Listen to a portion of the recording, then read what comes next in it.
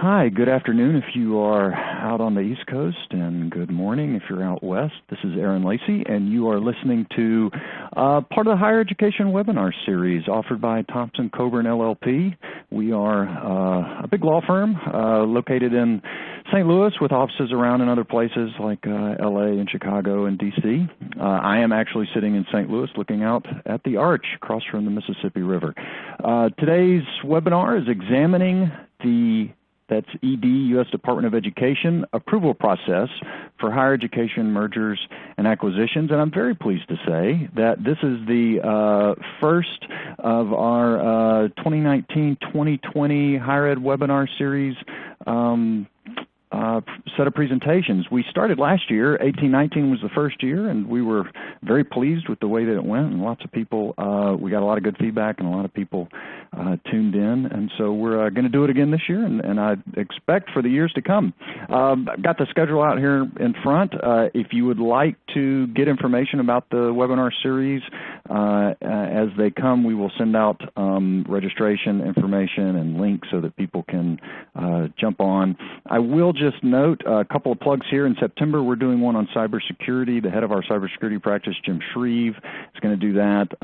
As I'm sure you all appreciate who are on campus and in this space, I think cybersecurity issues in and around institutions of higher education are becoming of a greater concern, and folks are trying to spend a little more time figuring out how to comply. And the news, you're seeing more incidents of attacks of different sorts occurring at institutions and or data breaches. So definitely encourage you or invite you to tune in.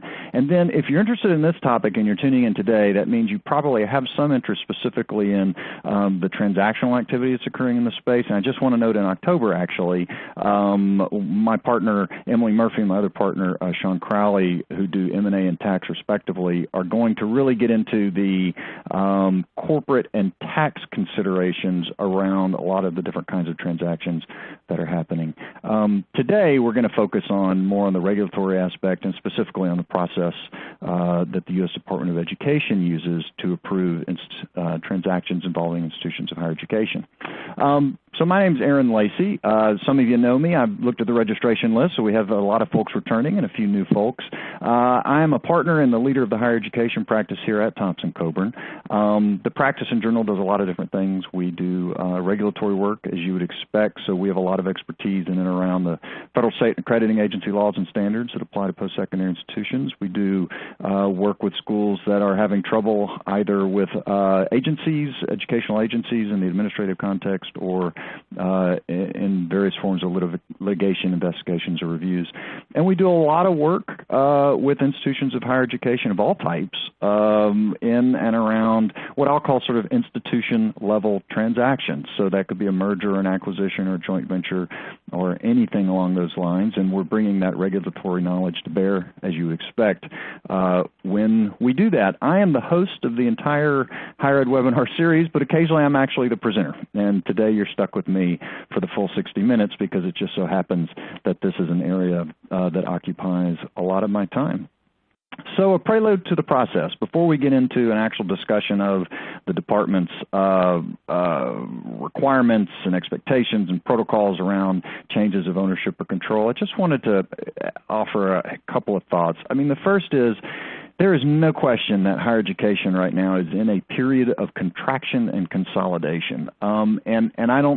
This period has started really around 2012, picking up steam, started to sort of, I think there was an inflection point in 2016, and right now most folks who speculate on the fate of industries, including higher education, anticipate that it will continue for some years to come. I don't know if you happen to follow Education Dive. It's one of those websites out there that looks at trends in higher education. Right now they are maintaining a web page that they update on a fairly regular basis, where they look at consolidations, closures, contractions in the higher ed space. I looked at their data a couple, 3 weeks ago, and at that point they listed that since 2016, 108 institutions had closed, And of that 108, 66 were for-profit or proprietary, however you like to call it. 41 were private nonprofit, right? So that may be a little bit more of an even split or closer to an even split than I think some people might appreciate. 69 institutions have merged, consolidated, or been acquired. Of those 69, only 8 were from the proprietary school sector, 24 were private nonprofits, and 36 were actually public. So we're seeing a lot of merger and consolidation among public entities and in public systems in certain states. They also predict, and if you go to their website, they'll give you the names of these schools, another 34 institutions they expect will close, merge, or consolidate, or be acquired by 2023. And certainly Education Dive does not have all the data or know all the details. So, these numbers are guesses and approximations, particularly around, their speculation here in the second bullet. But what it really demonstrates is the extent to which we are going through this period of contraction and consolidation. Now, keep in mind, and this is an important point, my point here is not that higher education is in a terrible way right now. I mean, there are 6,000 post-secondary institutions, give or take, participating in the federal financial aid programs. So, on the prior slide, we saw, 108, 69, and those are meaningful numbers. There is no doubt. But there are literally thousands of institutions out there. And what we are really observing in our practice, and among those of us who spend a lot of time working in higher education, is that while there are institutions that are struggling, there are also many colleges and universities that are doing well. And they have capital, and they are entrepreneurial, and they are looking to evolve and expand. And so what you end up with is, somebody described this to me, I thought this was great imagery. They said it's sort of like a barbell, right? It's the haves and have-nots. On the one hand, you've got folks who are interested in moving forward and thinking about new things, and on the other hand, you have folks who are struggling. But in many cases, and this is an important point, many of those institutions that are financially strapped or dealing with enrollment declines, et cetera, nonetheless have a lot of attractive assets, meaning they have great programs, they have great buildings, they have great brand and legacy, they have other things that are of interest, right? It's just for some reason or another, maybe their economic model doesn't work. And so the folks with capital are interested in the folks who are struggling but have a lot of interesting things to offer, and that, as you would imagine, is a great recipe for transactional activity, and we are seeing lots and lots of it, right? So up here on the board, I've got examples of 9 different types of transactions, and I will just point out, this is not just a hypothetical list. These are actually all transactions that we're actively working on right now just here at our firm, and I'm sure that there are others out there who do this kind of work that are working on other transactions as well. We're certainly not involved in all of them. But just to give you a sense of the diversity in the types of transactions that are occurring and exactly what we're sort of talking about today, you've got, for example, a nonprofit institution acquiring the assets of another nonprofit institution, a nonprofit institution becoming the sole member of another nonprofit institution, right? So in that case, you don't have an actual asset acquisition, but you have sort of a change in governance and control. A closing proprietary institution donating its assets to a nonprofit institution. An owner of a for-profit institution donating its assets to a nonprofit foundation to facilitate a conversion of the institution into a nonprofit institution. Private investor acquiring a publicly traded institution, so taking that institution private in a sense. A publicly traded institution selling to another publicly traded institution. A proprietary school group restructuring its equity interests. A proprietary school acquiring another proprietary school. And 2 nonprofits pursuing a joint venture. So those are all examples of different types of transactions that are occurring.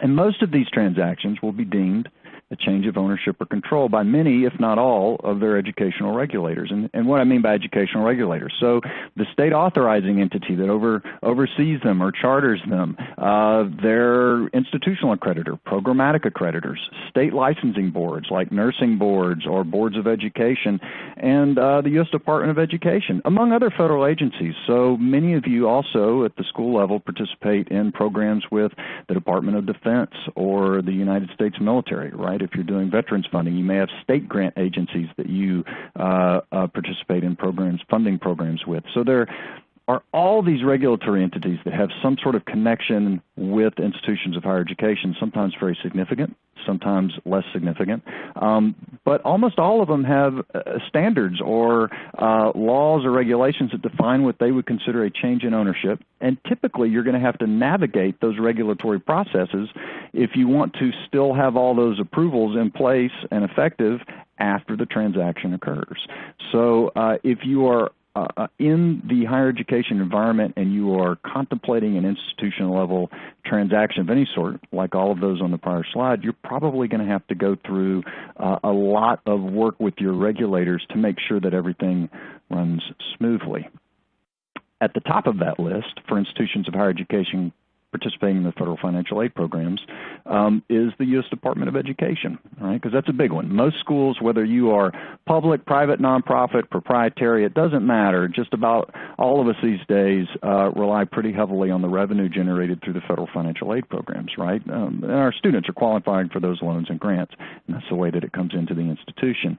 As a threshold question, you will always want to consider whether or not whatever you are contemplating likely would constitute a change of ownership resulting in a change of control for the U.S. Department of Education. And I emphasize for the U.S. Department of Education because, again, I just want to make the point. I get this question periodically in the transactional context. People say, well, if the U.S. Department of Education considers it a change of ownership, does that mean everybody else does? No, right? So the department might consider something to constitute a change of ownership under its standard, but the accreditor may not, depending on the nature and structure of the transaction and what their particular standard says is a change of ownership for that accreditor. Same thing with the state agencies, right, or state licensing entities, or the Department of Defense, right, or Homeland Security. All of those guys have their own laws or rules or standards for what constitutes a change of ownership. Conversely, I've also seen situations where the department says, so I've seen it both ways, right? I mean, the department may say it is a change, and the accreditor may say it's not. Or vice versa. You could have the accreditor and various state entities say, yeah, we do think this is some sort of change of ownership or control, and the U.S. Department of Education might say, well, yeah, but under our standard it does not qualify as one. So just keep in mind each agency has its own standard.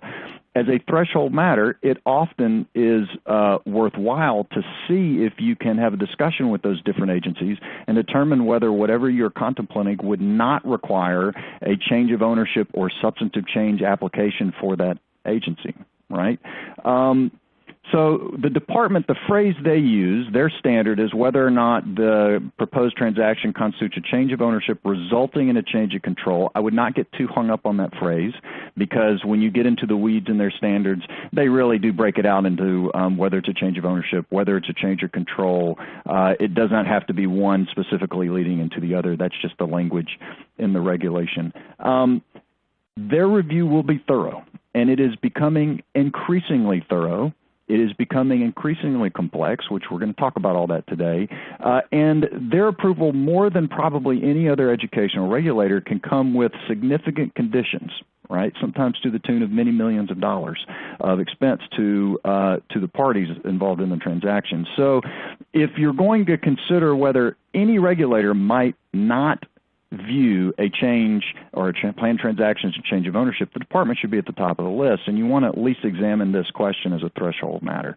The rule discussing covered transactions, i.e. what is a change of ownership resulting in a change of control for the Department of Education, is located at 34 CFR 631, and it generally states that a change of ownership that results in a change of control includes any change by which a person, and person is there are a lot of defined terms loaded into this standard, right? So person is any kind of legal entity as well as a natural person, by which a person who has or thereby acquires an ownership interest, that could be a beneficial interest, right? You can get into complexities whether or not certain assets are held in trust, et cetera. In which a person who has or thereby acquires an ownership interest in the entity that owns the institution or the parent corporation of that entity acquires or loses the ability to control the institution. I don't want to parse this too much. I'll just offer that this general standard is pretty broad, right? And it tries to cover a lot of terrain. And then the rule also includes specific standards for each type of institutional ownership. So what do I mean by that? So if you go to 631, there will be a section that says for proprietary institutions, we consider these specific things, among others, to be changes in ownership resulting in change in control. If you're a private nonprofit institution, here's a list of 7 or 8 different kinds of transactions specifically that we would consider to be a change of ownership leading to a change in control, right? So this is a complicated standard. It breaks out, in addition to sort of this general language at the top of the rule, it's got all these very specific examples, and what you'll need to do is sit down with your counsel or whoever's assisting you and say, here's what we're planning to do. Do we think what we are planning to do likely constitutes a change of ownership resulting in a change of control under the department standard? If you think it doesn't, if you think there's a decent chance that it does not, in some cases it will be obvious that it does, but if you think there's a decent chance that it does not, then you're sort of left with this question of, do we try to reach out to the department then in advance of doing anything else and ask them for an informal feedback, right? Do you think what we're thinking about doing would be a change of ownership resulting in change of control? And even better, could you provide us in writing something saying that you're confident it does not? It is my view that, I mean, as a general matter, and as you would expect, the department has pretty considerable discretion in thinking about these things. And it is my personal view that they are inclined to favor interpretations, meaning when you present them with a proposed transaction and say, do you think we're covered? I think their fallback is to say, yeah, you probably are, right? Because that gives them a chance to look at the transaction without having to go out on a limb. And these days, I will offer, and this is just a journal observation around all of these processes and dealings with the department, keep in mind that right now you've got one administration that is in control of the Department of Education, right? And you've got another, or one party rather, and then you've got another party in control of the House. And so anything that this administration does, including when it's evaluating and approving transactions or looking at transactions, could be subject to scrutiny. And the bureaucrats, right, and the political appointees could be called up to the hill to explain why they did something that might be well outside of the norm or even a little bit outside the norm. So they're not particularly interested right now, I think, in setting themselves up for that exposure. If you are a private nonprofit institution and you're acquiring the assets of another private nonprofit institution and you're both regionally accredited and good standing, have no regulatory issues, I don't think you're going to get much pushback from the department, and you probably get a fairly quick answer. That's a fairly straight-ahead type transaction. If you're Purdue University and you're acquiring Kaplan, you can expect a lot more scrutiny, right? Because that's an unusual transaction, right? And that one's been in the press, which is why I mention it. But my point here is, if you're going to reach out to the department, I think you should be prepared for a conservative answer. So if you think it's pretty likely that your transaction is a covered transaction, it may not be worth your time. And here's another reason, because the department is increasingly expressing reluctance to even offer feedback. They used to do this pretty easily. In fact, there was a time when, I like to run a lot of different proposed transactions by the department to see what they thought. But now they are, and have indicated they are less inclined to offer that sort of informal feedback. Some of that, of course, goes back to the political circumstances of the day. The other thing is, even if the department says, yeah, we'll give you feedback, it can take months and months and months. I had an inquiry that went into the department. It took us 9 months to hear back. So in the interim, the parties are sort of on pause because we're trying to figure out how to proceed. So if you think it's close to the line, you may want to consider pretty seriously whether it's even worth lobbying an inquiry. On the other hand, the stakes can be high if you have to go through the department's change of ownership process. So if you've got time, and occasionally in some contexts you do have time, it may be worth trying to get some advance view from the feds. All right, so let's say either you are confident that your planned transaction is going to be perceived by the department or deemed by the department to be a change of ownership, or you've reached out to them. You said, what do you think? And they said, yeah, it's definitely a change of ownership. You're going to have to run through our process. Okay, so the first step is the pre-acquisition review application, and a buyer will always want to file a pre-acquisition review app. By the way, I'm using the term buyer here generically. I very much appreciate that some institutions, if you're a traditional institution of higher education, in particular in my experience, that concept of a buyer sounds like a really corporate concept. But in this case, I'm just using that generically to refer to the party that is, acquiring the assets of the selling quote-unquote party or is going to be taking over governance control in whatever context you might be talking about. And I'll let you know, I mean, the department uses those terms too, and it's largely just because it's easy. Because we all know, if you use buyer and seller, we know generally who you're talking about, even though, you know, I think everyone fully acknowledges that in some forms of transactions, that traditional notion of a buyer might not be such a good fit, or seller as well. Okay. But we're going to use that throughout this presentation just to keep it easy. So a buyer will always want to file a pre-acquisition review application. It's not required as a matter of law, and this is a really important point. You will hear folks talk about the pre-acquisition review as if it were required, but this is a meaningful distinction when you, particularly if you're a regulatory lawyer like me. What I mean by that is the department's, the requirement under the regulation is not that folks file an application in advance of consummating their transaction. The law actually requires that you file the application within 10 days of consummating the transaction. So you could plan a transaction and close the transaction. By close the transaction, I mean consummate it, complete it, and then file with the department. And you would be within the bounds of the law.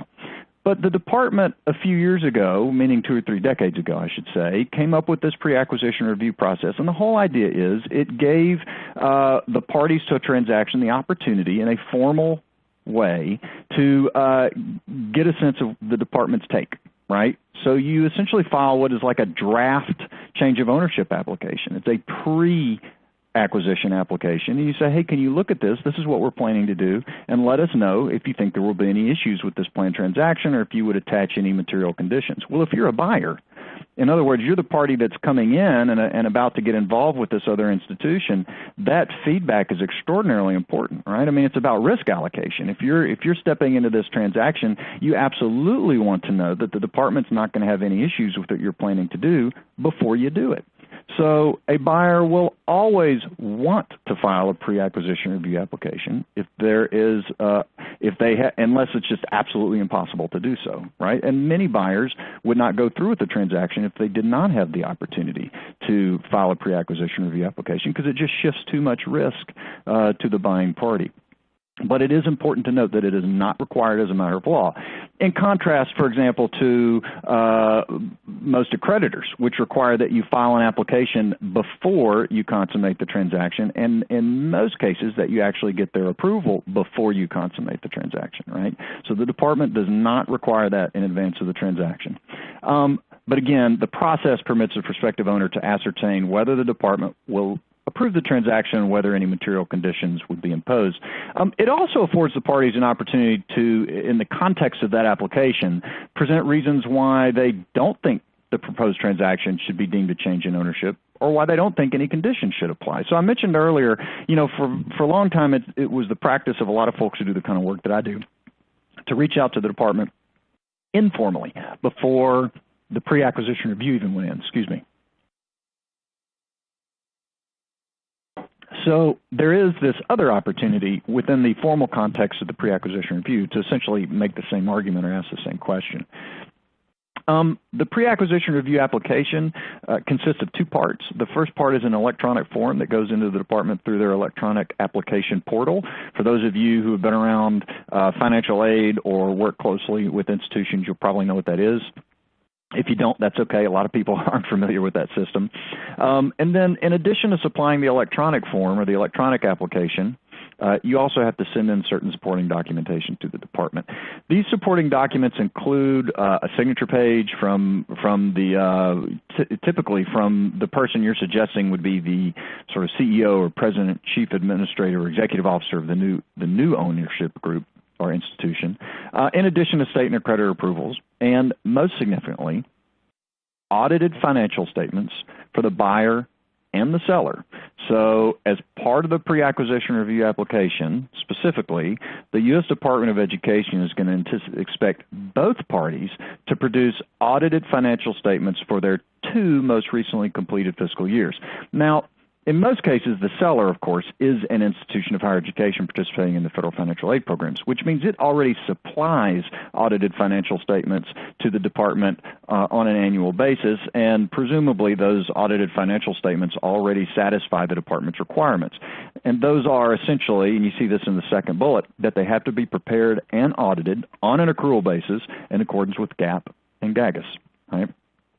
But there are, at times, organizations or entities that would be a, quote, new buyer, be coming into the picture that may not have 2 years of audited financial statements that have been prepared in accordance with those guidelines. So who might those be?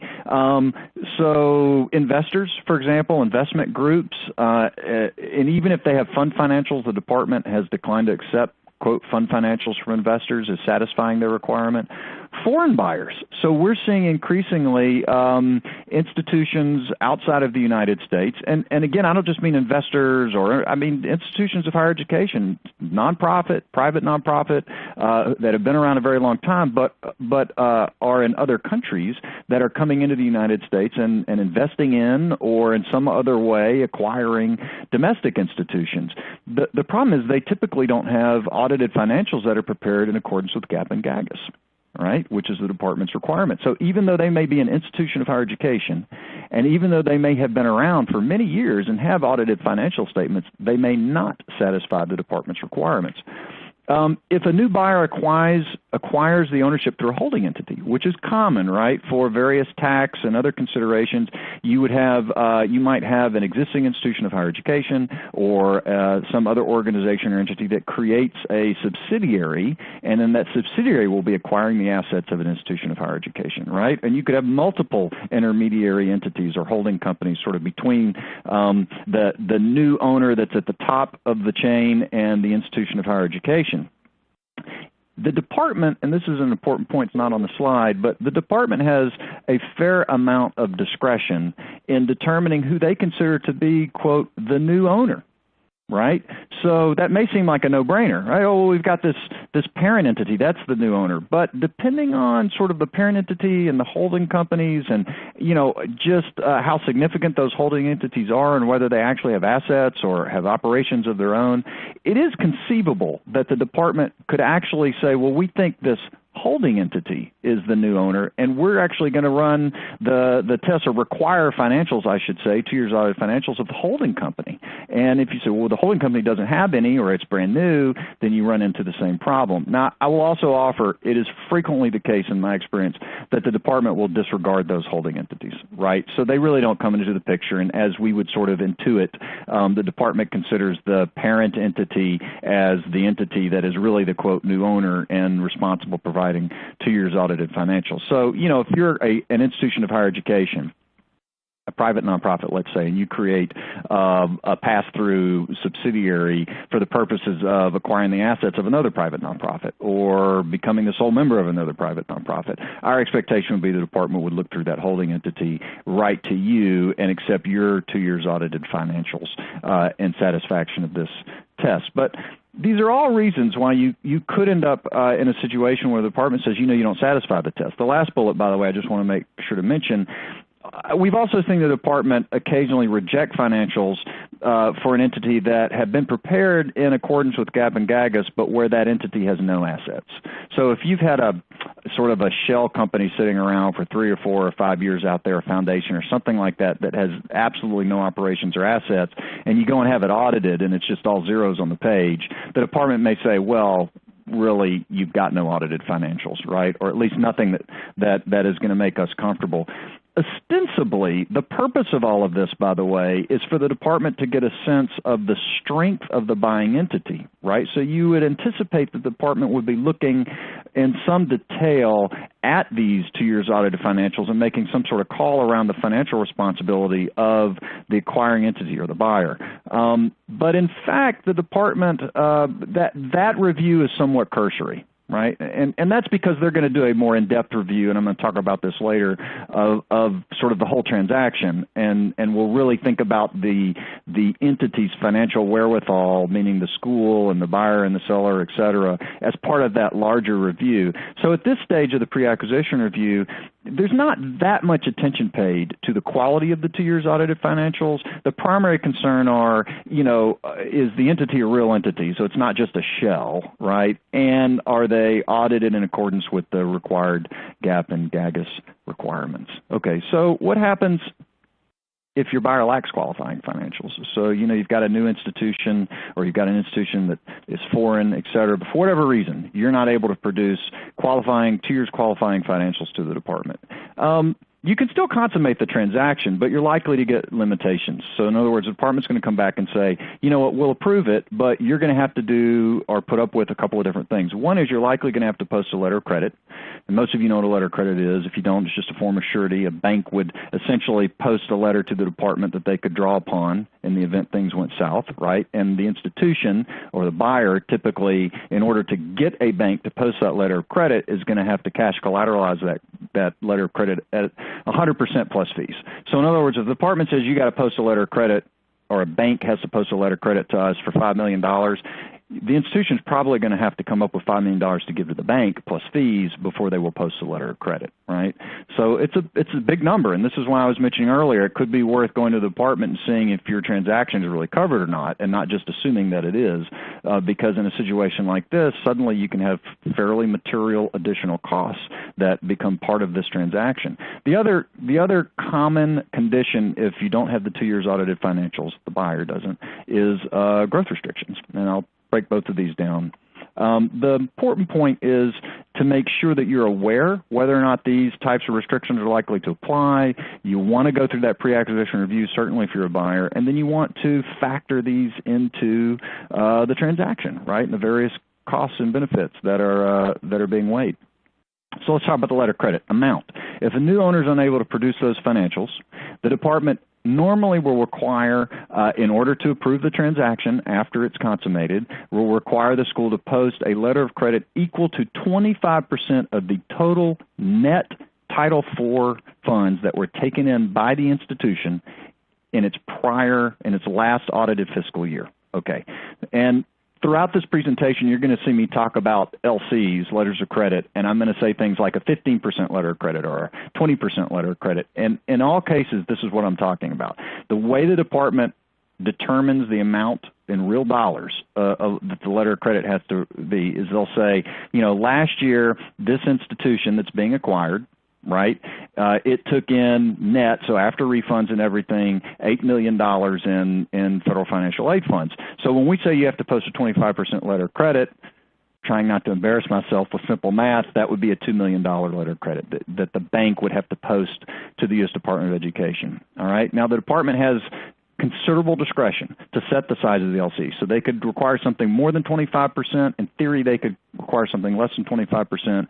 But the protocol, and it's not in the law, it's at their discretion, right? So they have internal protocols, and it has been 25% for a very, very long time, and we have yet to see that change. The period of the letter of credit, so historical institutions are required to post that LC, and it has to be in place for a duration of at least a year plus. And what I mean by a year plus is really the standard is the department wants to have the opportunity to accept and review financial and compliance audits that cover one complete fiscal year under the new owner before it makes any determination as to whether or not to reduce or release that letter of credit. So, first of all, it can make a lot of sense to close towards the end of a fiscal year, all right, close the transaction, because theoretically, if you close a transaction in November of 2019, then your fiscal year ends December 31, 2019, then you're starting the new year under the new ownership January 1, right? So you can complete that first full year under the new ownership December 31, 2020, and then you need a few months to get your audit in and for the department to review it. But in theory, if all goes well and you have great financial audit and compliance audit, you could be having a conversation with the department about releasing the LC by, the middle of 2021, 18 months plus. Conversely, if you close at the very beginning of your fiscal year, you could be adding an additional 10 or 11 months to that period because of the way they time it out. Whether the department's going to release that LC or require it for a second fiscal year, not surprisingly to many, I think, will turn on the strength of the institution, and in particular its composite score. Many of you know every year the department, when it takes the financial statements that have been provided by institutions and calculates what it calls the federal composite score. And, if the composite score is good, it can be anywhere between -1 and 3. 1.5 or better is generally considered good. 3 is great, right? So anywhere between 1.5 and 3, you're doing all right. If it's 1.5 or better, then the department may allow you to reduce the letter of credit. 10 to 15% is common, or might even release it entirely. Following a second year under the new owner, more commonly, the department, and assuming good financial performance, is when the department would actually release the LC. So if you're going into a transaction and you don't have 2 years audited financials, you should expect a letter of credit requirement of 25%, and you should expect to have to maintain that for up to, at least 2 years plus after the date that the transaction closes, understanding that about 18 months in, if you have good financial performance in your first year under the new owner, you could see a reduction of that letter of credit down to 10 or 15% of prior year Title IV. The other thing to keep in mind is if the institution is doing really well and it takes in more Title IV in its first year under the new owner, even though the percent gets reduced, your actual dollars may not come down as much. And the converse can be true. If the institution is experiencing an enrollment decline, that 10 to 15%, first of all, is a reduction up to 25%, but it's also 15% of a smaller pot of Title IV, right? So you have to, when you think about actual dollars, you also have to take into account variations in the Title IV funding that the institution is taking in year over year. Finally, the department is not going to be blind to everything else that's going on with the institution. So even if you have a good composite score, if you've got other serious concerns around your financial responsibility, or if they have administrative capability concerns, if the department came in and did a program review and you had 82 findings and millions of dollars in liability, don't expect the department to suddenly release your letter of credit, right? I mean, it isn't blind to all of those things when it's thinking about whether or not to reduce that LC. One really important point I also want to make here. So the department has recently been stressing that whether it requires an LC in connection with the change of ownership or control, and in particular at this point in connection with the pre-acquisition review, does not impact the amount or duration of any existing letter of credit that has been required in connection with the financial responsibility review or audit matter.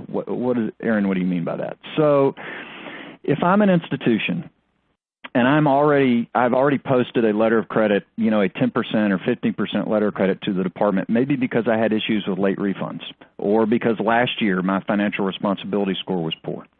What the department is saying is if you then go through a change of ownership and the new buyer doesn't have 2 years of audited financials, and we say, okay, they don't have 2 years audited financials, so you now have a 25% LC, we're going to stack those letters of credit. In other words, you don't get to say, well, we've already got an LC posted to the department.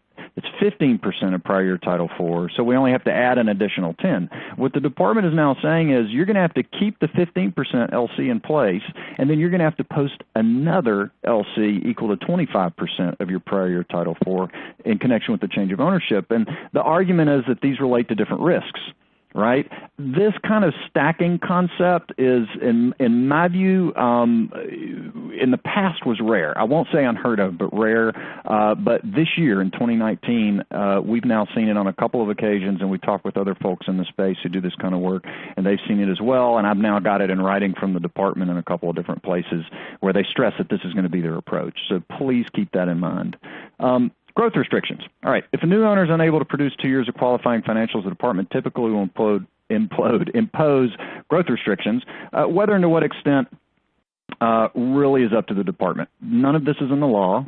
It is a risk mitigation strategy the department employs, and it's all a matter of internal policy. So to say they have discretion is an understatement. I mean, it's totally up to them as to what they want to do. Typically, when you talk about growth restrictions, they're limiting the ability of the institution to add new locations, new programs, or new degree levels, or to materially change existing programs. They can include enrollment caps for existing programs, but that's unusual. Unless you're contemplating a conversion, in which if you're trying to convert an institution either from proprietary to nonprofit or vice versa, the department has sort of a special set of restrictions they like to employ. Also, the growth restrictions typically are not interpreted to cover programs or locations that are entirely non-Title IV. Right? So just if you've got a program that's not a Title IV eligible program, usually the growth restrictions would not be deemed to apply. In terms of the period of the growth restrictions, like the letter of credit, historically it's been at least until the department's had the opportunity to accept and review those financial and compliance audits for 1 year under the new ownership, so post-transaction.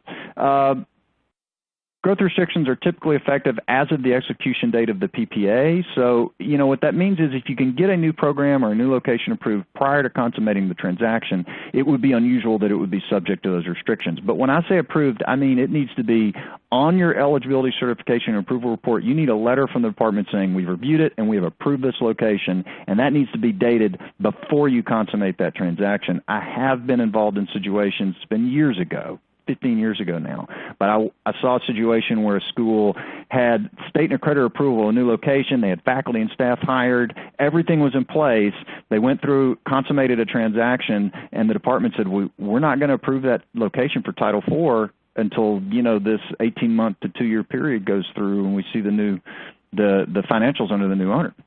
And they were stuck with this location where they couldn't get federal financial aid for 18 months.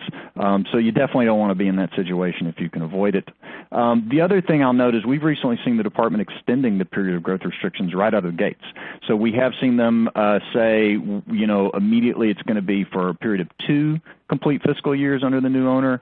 I've also seen in at least a couple of situations where the department used the term of the provisional program participation agreement, which is usually 2 to 3 years after the transaction is consummated, more or less.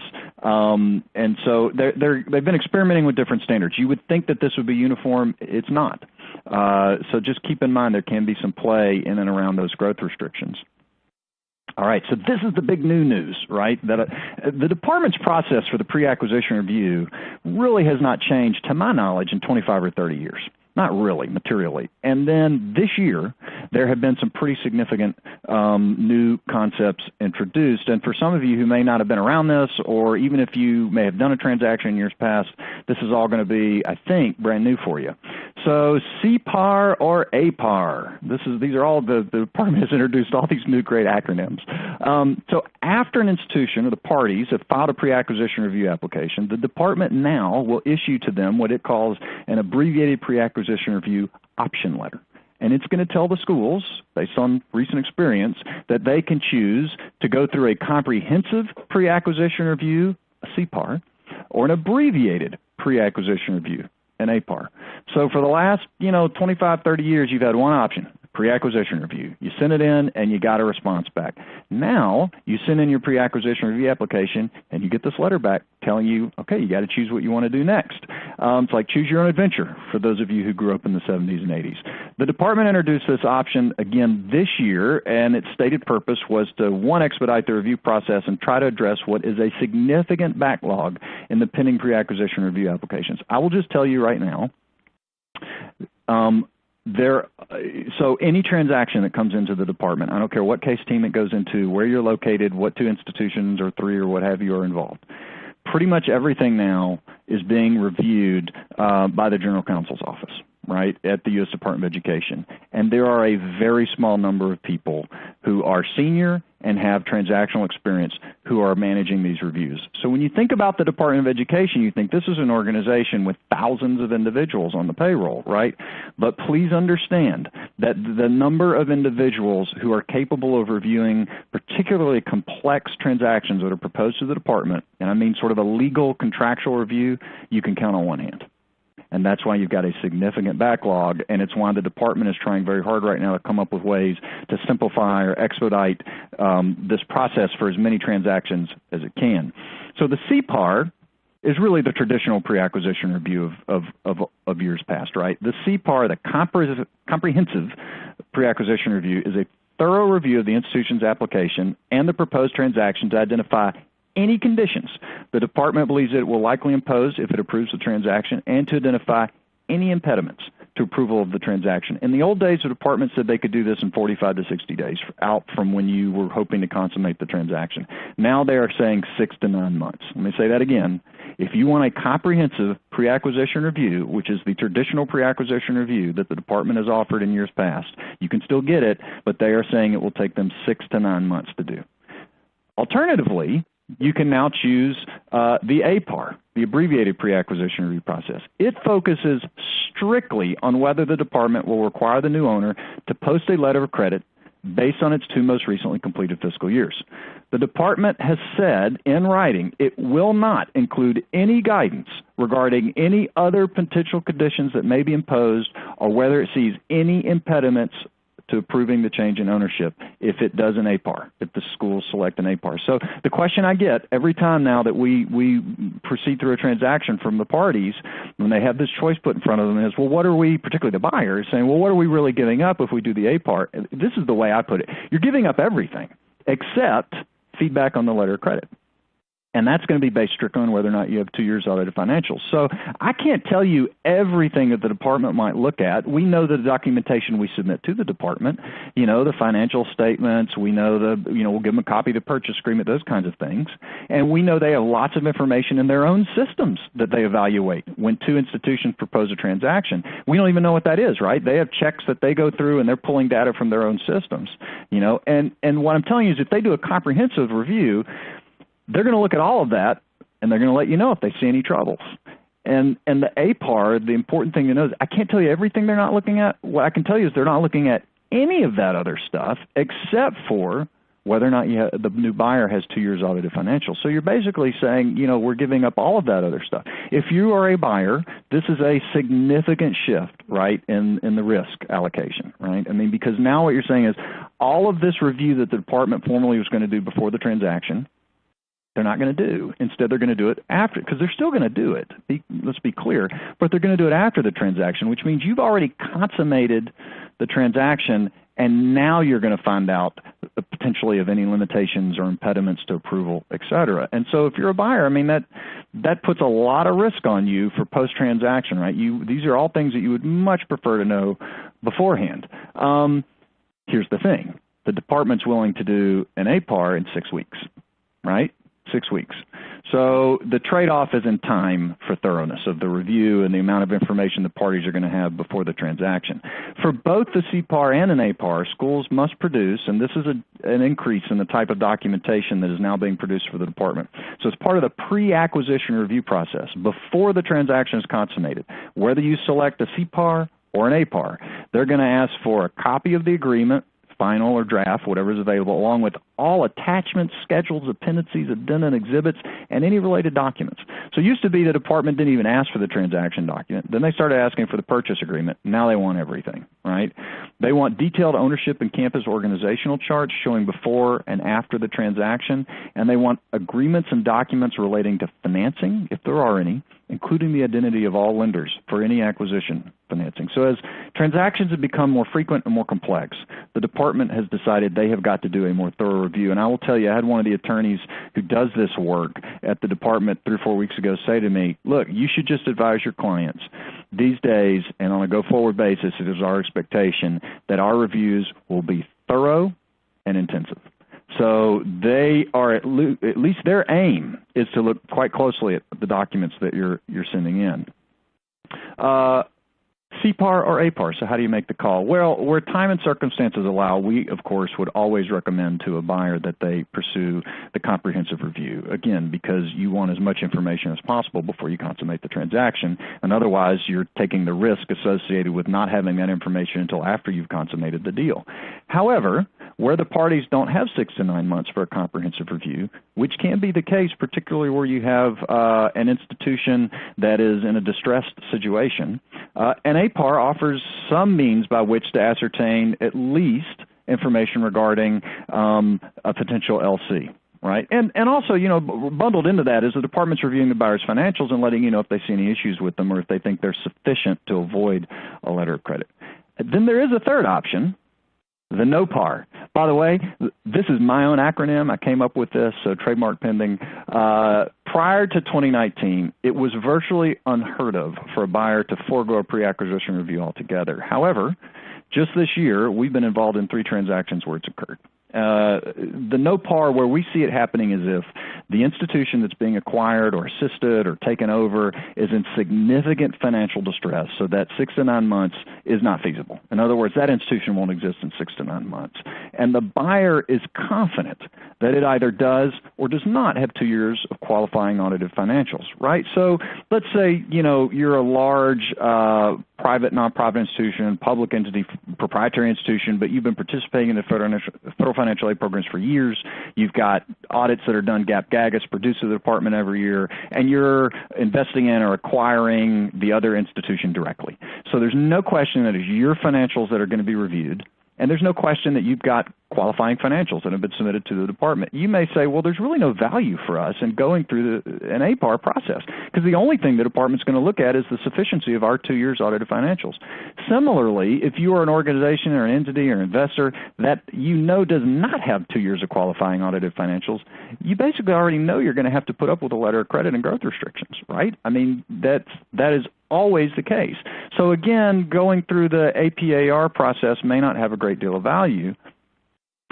For a buyer that lacks the 2 years of audited financials, in that case, NOPAR would appear to provide similar information as an APAR, right? And without requiring a pre-acquisition review application, right? For a buyer with 2 years of audited financials, there could be some value insofar as if you have any concern about the sufficiency of your financials, then at least you're going to get the department's feedback on that point.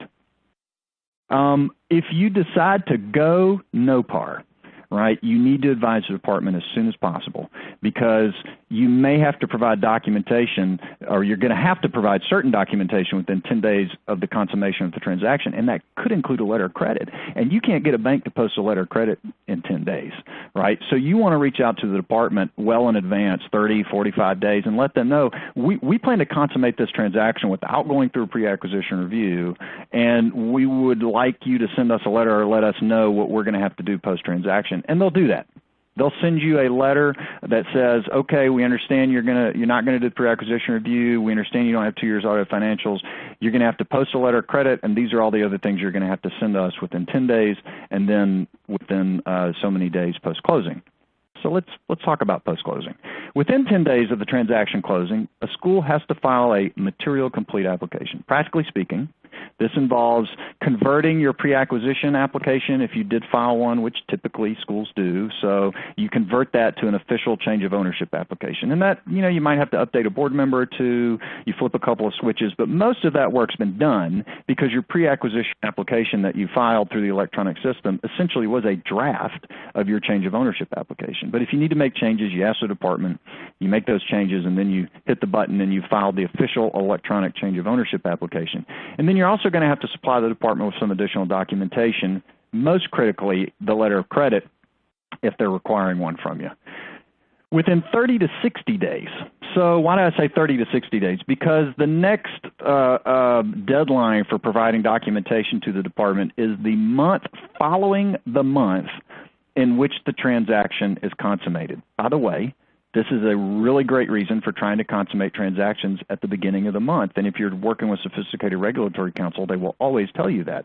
Because if you close a transaction on, June 30, you've now got 31 days to get all this stuff together. If you close it on June 1st, you've got 60 days to get all this stuff together. So it's really important to close a transaction early in the month and to understand the timelines and timeframes you'll need to make sure you can get all these other things together. What are the other things that you have to get together? Well, by the end of the month, following the month, first of all, the department will issue a temporary provisional program participation agreement. It's a tongue twister, PPPPA. And during that period, and the PPPPA will be a month-to-month document, while it's in place, you're going to have to get together your state and accreditor agency approvals of the transaction. So you need to, before the transaction, you're supplying them with your existing approvals. So that's not the state or the accreditor saying we approve the change of ownership. That's just the state or accreditor saying, yeah, this institution that's being acquired or invested in is currently approved by us or accredited by us, right? after the transaction, you have the 30 to 60 days to actually get a document from all these state accreditor regulators that says, yeah, we approved the change of ownership, and you have to supply that to the department. You also have to get a same-day audited balance sheet. Right? So in other words, you've got to have an audited balance sheet showing a fair representation of the financial condition of the school as of the date of sale. Recently, the department has added to these two things a host of additional documents. And those of you who are going through a transaction or contemplating a transaction need to be aware the department's asking for a lot more. Again, they're doing very thorough reviews. So they want the final agreement, related documentation. They want all servicing agreements among the parties.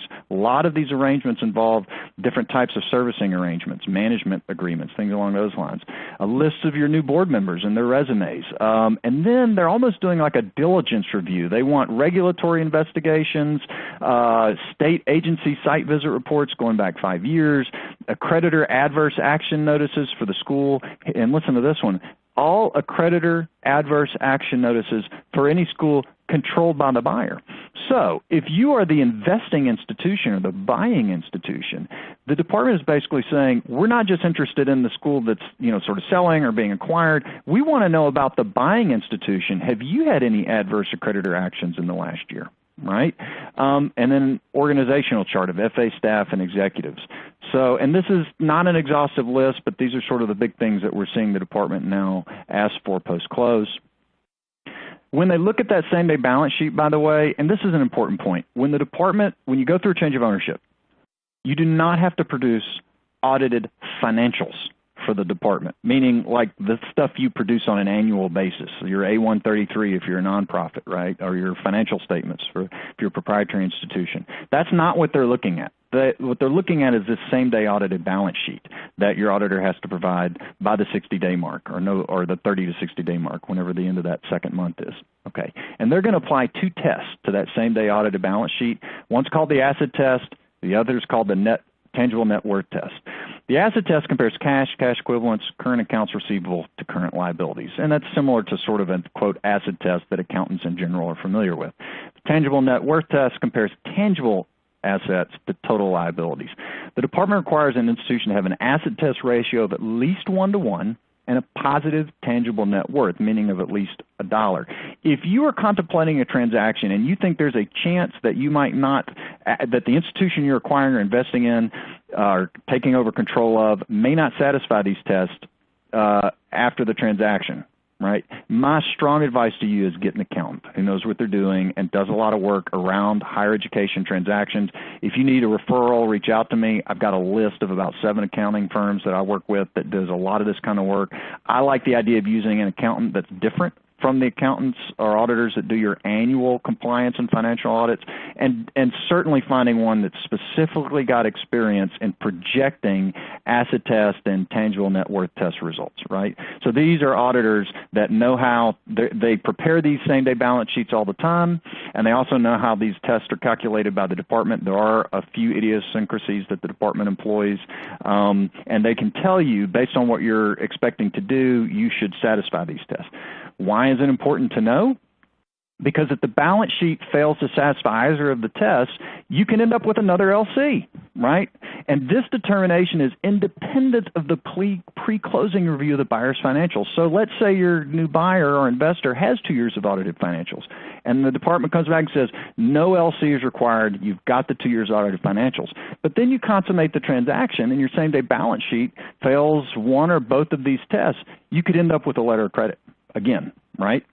So even if the department determines that an LC is not required in connection with its pre-acquisition review, you could still end up with an LC as a result of the review of the same-day balance sheet. So projecting that same-day balance sheet performance in those two tests is worthwhile. Historically, if you were required to post an LC in connection with the pre-acquisition review, then that LC would be counted towards any LC requirement arising from the review of the same-day balance sheet. So in other words, historically, if you were required to post a 25% LC because the new buyer didn't have 2 years audited financials, and then you also failed one of the same-day balance sheet tests, well, the department didn't require an additional 10 or 15%. They just said, look, you already got 25% posted with this. That's sufficient.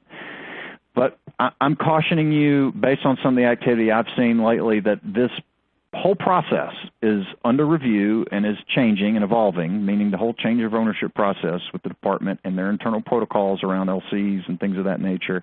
And at least in the context we discussed earlier today, we've seen a willingness by the department to stack letter of credit obligations. I have not yet seen them move away from their historical conduct in this particular scenario, but I would just note that there seems to be an increased appetite or willingness for stacking LCs. Finally, if everything goes well, so long as the required documents are filed in a timely manner, an institution's PPPPA will be extended on a month-to-month basis until the department completes its review of the new owner's complete and formal change of ownership application. And once that's completed, provided everything is satisfactory, the department will issue to the institution that is now under new ownership or control a provisional program participation agreement. And that usually runs for a period of 2 to 3 years. Like the TPPPA, the PPPA permits the institution to fully participate in the Title IV programs. And by the way, if you've not been through this, I mean, this whole process is designed to avoid any stops or stoppages or gaps in Title IV funding. All this really should be seamless and invisible to your students, right? But being on a temporary approval or provisional approval certainly includes some limitations and conditions you should be aware of. At a minimum, the PPPA will grant the department the right to revoke the agreement for cause, which would be material noncompliance. So it makes it a little bit easier for them to take action against an institution, and require that the institution receive advance approval for any substantive changes. So that's a big deal, particularly if you're a traditional private, nonprofit, public institution. You may not have a lot of familiarity with going to the department for advance approval to roll out a new program or start offering instruction in a new location.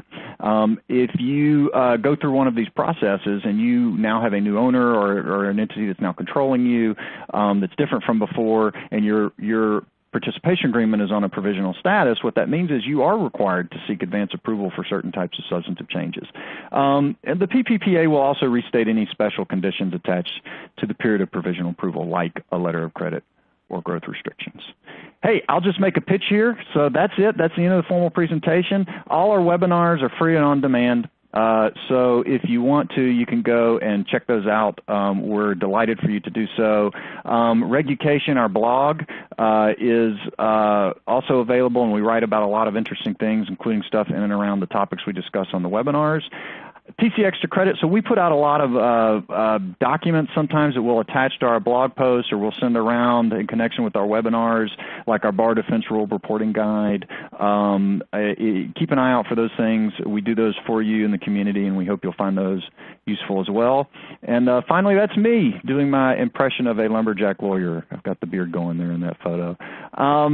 So I'm going to stick around and answer any questions that may have come in, but we are at the top of the hour, so if you can't hang out, I understand. If you can, let's see what we got. Okay. So can a state agency, so this is coming in from a regulator, can a state agency request and receive a copy of the pre-acquisition application? Any limitation on obtaining a copy? Well, first of all, I won't pretend to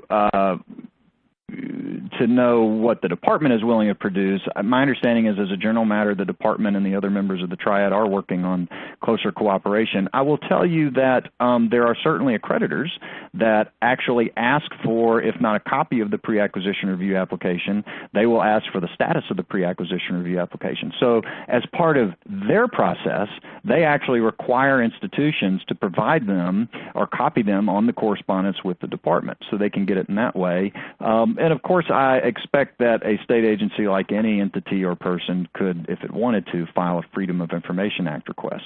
By the way, another important point for everybody on the phone is, please keep in mind, anything you provide to the U.S. Department of Education in connection with the change of ownership process is potentially subject to a Freedom of Information Act request, meaning anyone out there could just send in a FOIA request and ask the department to produce those transactional documents. You have an opportunity when producing this information to the department to indicate, first of all, redact information, particularly if it includes personally identifiable information, but also specifically to indicate to the department if you think certain things that are being provided should be excluded and not available pursuant to a FOIA request. But you have to actively and affirmatively put that request in and justify to the department why those documents should not be subject to a FOIA. Great question. Let's see. If a buyer chooses an abbreviated pre-acquisition review, can they request after approval for a comprehensive review? So I've had a little conversation with the department around this. You say after approval, so let me phrase this a little differently. If you do an abbreviated pre-acquisition review and you get your response from the department, and then let's say the buyer or the investing institution says, you know what, we're just not comfortable consummating the transaction.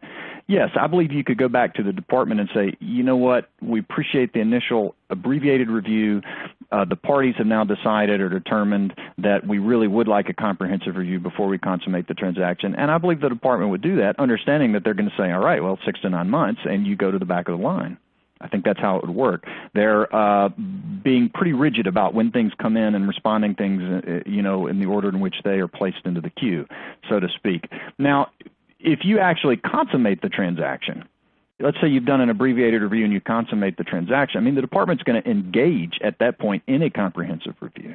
But I don't think that's the question. I think the question was, prior to consummation, could you move from one to the other? And I believe that the answer is yes, just understanding that if you request a, you know, subsequent comprehensive review, you're going to go to the back of the line, or very well may go to the back of the line, and you've got to expect that you're going to be subject to that significant time frame of 6 to 9 months.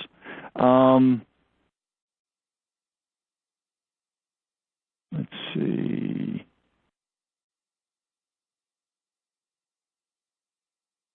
Okay. So it took me a minute here. So this question is the U.S. Department of Education requesting a same-day audited balance sheet at the consolidated level or at the level of the institution that's being acquired or invested in? So I'll call that sort of the operating entity level. It depends, and this actually raises a separate issue that I didn't talk about in the presentation, but there can be a question when you talk about the same-day audited balance sheet, and for that matter on a go-forward basis when you talk about your annual financials, what exactly is being provided to the department. So there are, and I think the department has an increasing interest in an appetite for requiring sufficient documentation so that it can really get a complete picture of an institution's financial wherewithal. What do I mean by that? So in the old days, I think it was more common that the department would say, okay, well, the same-day audited balance sheet should be at the school level, at the level of the operating entity, right? That could be the 501c3 that now has a sole member. That could be a proprietary institution that has a corporate parent, right? And the department sort of figured out that wasn't giving them a very good view as to the real financial wherewithal, because you had some other entity sort of backstopping the institution at the operational level, right? The other thing that happened periodically was you would have institutions that would actually say, well, you know, our balance sheet doesn't look so great, but we've got now this, you know, university system that hasn't invested in us and backs us, and we shouldn't be considered, you know, financially weak or lacking given that we've got all of these dollars of support, in which case the department has said, understandably, okay, well, give us their financial information. So I think the department, whether or not you produce a same-day balance sheet that will consolidate entities up to a parent, or might just include sort of a separate set of financials. I actually was involved in a transaction recently where the department didn't ask for a consolidated same-day balance sheet. They asked for two. They asked for the same-day balance sheet of the operating entity and then a same-day balance sheet for a parent entity, right? And I think part of that was because the parent entity was a foreign entity, and they said they acknowledged that their financials and et cetera might not be produced in concordance with GAAP and GAGAS, but they still wanted to get some sense of what was going on there.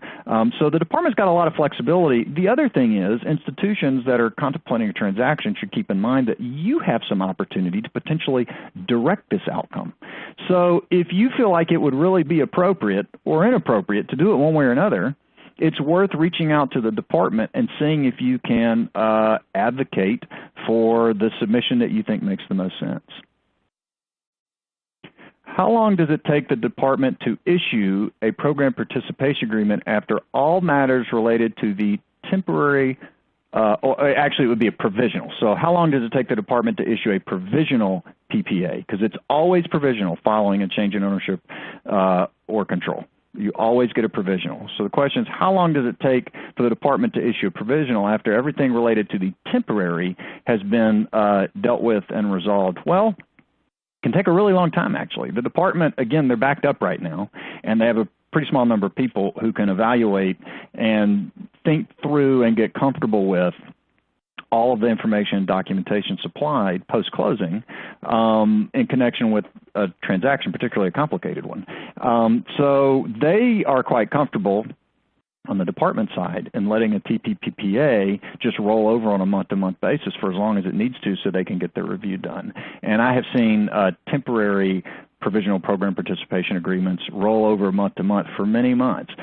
Often not because there's any issue with the parties or the transaction, more often just to do with the department sort of staffing levels and them getting around to processing it. I would say a temporary agreement, while it doesn't stop your federal funding, does compromise your position as an institution because of all the conditions and limitations around it. So I do think you are assuming risk as that temporary agreement rolls month to month. I could see a scenario where you might reach out to the department or reviewer and they might say, well, you don't have anything to worry about. Everything's fine. We just haven't gotten around to it. But I do think it is fair and appropriate, it's just my view, for an institution to say, well, okay, but to politely press, because again, if something did pop up unexpectedly, well, now you're sitting on a temporary agreement that has all these limitations and grants the department a lot more flexibility in how it can act towards you.